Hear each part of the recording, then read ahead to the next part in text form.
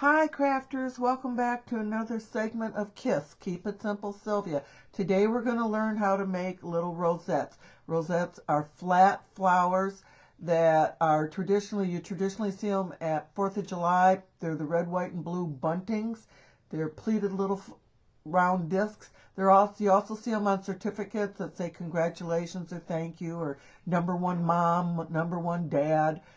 So let's get started. What you're going to need is a piece of paper. I'm going to use printer paper today. You're going to need scissors, special edged scissors if you've got them, and a glue gun. If you don't have a glue gun, use any kind of glue that you want. Elmer's glue, Eileen's tacky glue. Another great glue to use is Glossy Accents. I really like this glue. It sets up very quickly. Okay, let's begin. One of the things that's important when you're doing the flowers is to make sure that you have a long enough piece of paper. Now, the smaller you make your flower, the less length you need in paper. The larger you make your flower, the more length you need. And that's because we're going to be doing accordion folds on this, and we need enough folds in order for it to make a complete circle. So the larger that we make the flower, the longer the length of paper that you need. Basically, if you keep it about 1 inch, you only need about 11 inches of paper. That's why a sheet of printer paper works good, because it's 8.5 by 11 inches. You can use any paper that you want. I've made them out of my handy dandy paper bag that I love to use. Another thing that's fun to make them out of are the flyers that you get in the mail, because they're so colorful. You can also make them out of scrapbooking paper. And if you make them small enough, there's pads of scrapbooking paper that are 8 by 8, and that makes a really good little flower, but an inch in diameter basically, so you'd be cutting maybe a ½ inch or 3/4 of an inch.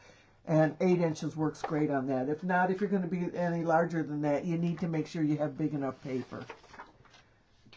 But basically, any paper is going to work. So just to keep it simple, we're just going to use regular printer paper. I'm just going to cut maybe about 1 inch of this.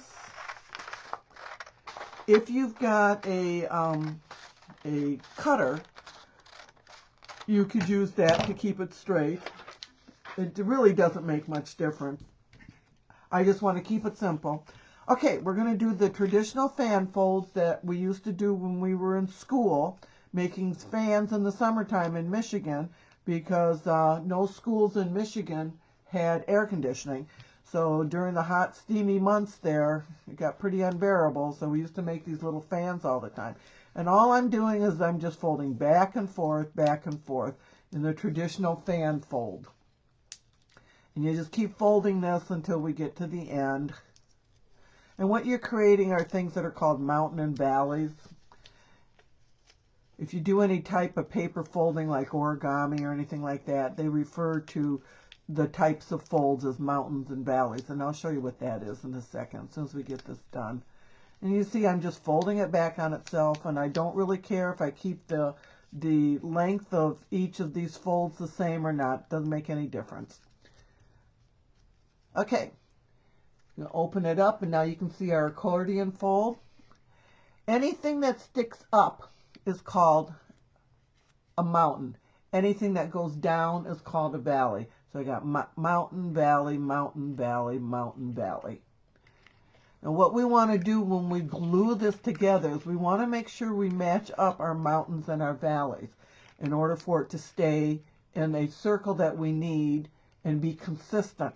So you need to line them up and then glue them together so you've got mountain and valley. Okay. I'll get my glue gun out. Glue this together. A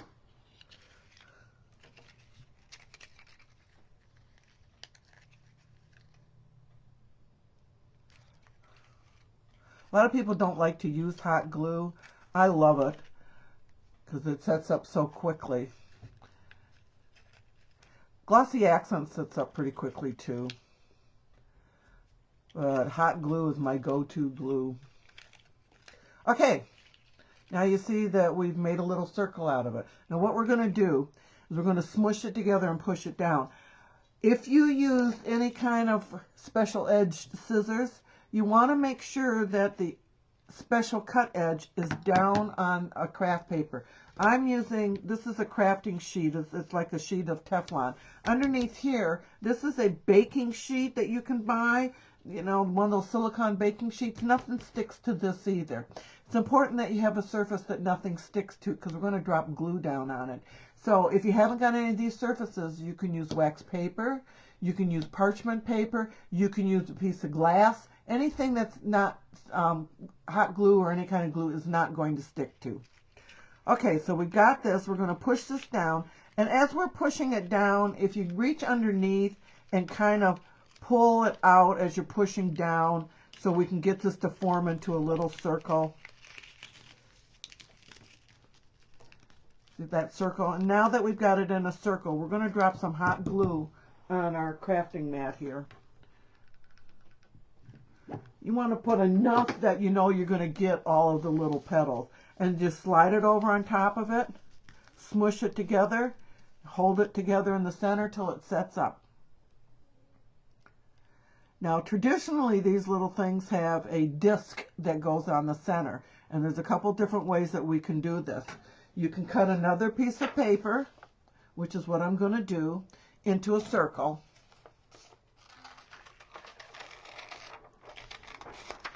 And you just put that on top. You can also decorate it with a button. Buttons are real cute to put these on. You can also use brads. There's brads out today that have got fairly big heads on them. And some of them have got writing on them, like this one says party. Turn that around. Some of them are just plain color. And these work really good too. I'm going to trim this up a little bit, make it a little more round. And we're going to hot glue it in the center.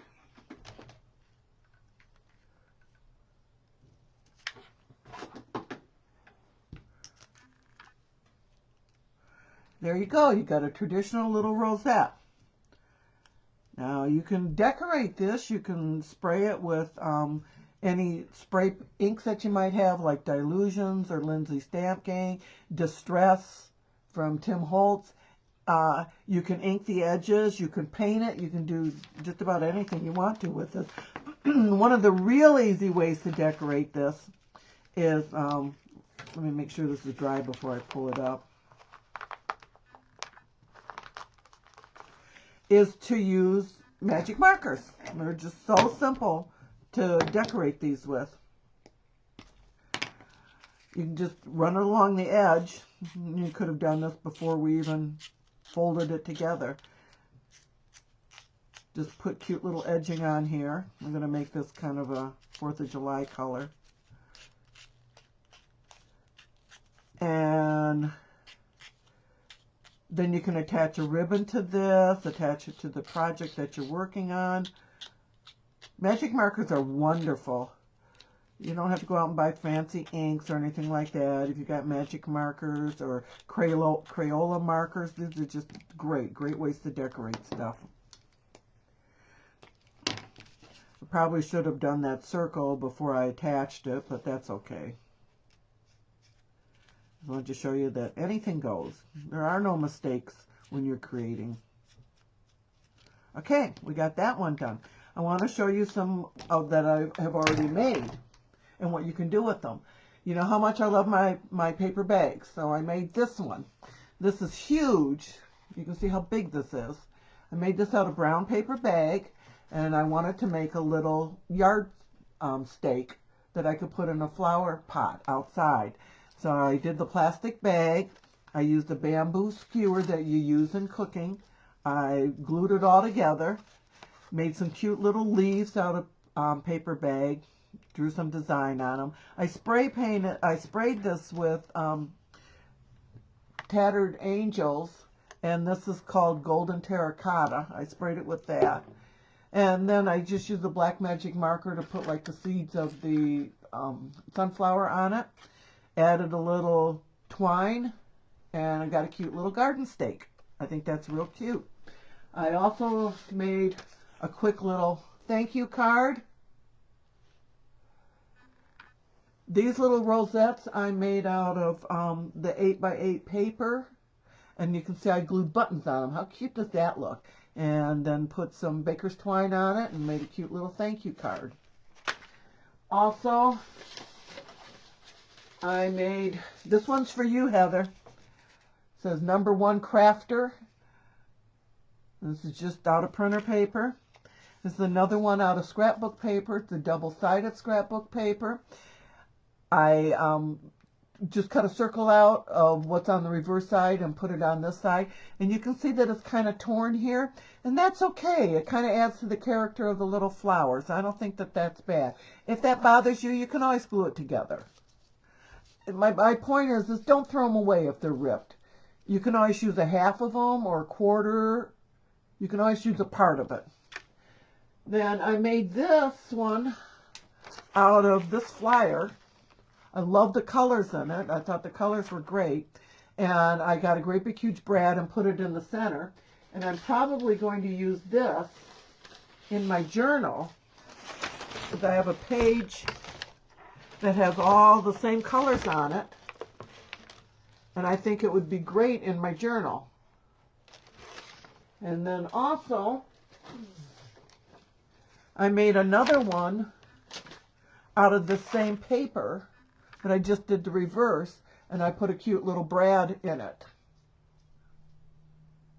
And then you can see I did the scalloped edge on this too. So you can see how versatile they are. They're just so simple to make, and they're a lot of fun. Kids can help you make this. Kids just love to do paper crafting. And you can just see, you can just make a lot of things out of it, a lot of decorations. Well, I hope you enjoyed this segment of Keep It Simple Sylvia, and join me next week for our last flower technique for the month. March was devoted to flowers, and since next Friday is our last Friday of the month, it'll be our last flower, and then we'll move on to something else. So once again, crafters, thank you so much for joining me, and I hope you enjoyed this segment of KISS. Keep it simple, Sylvia. I'll see you next week. Bye for now.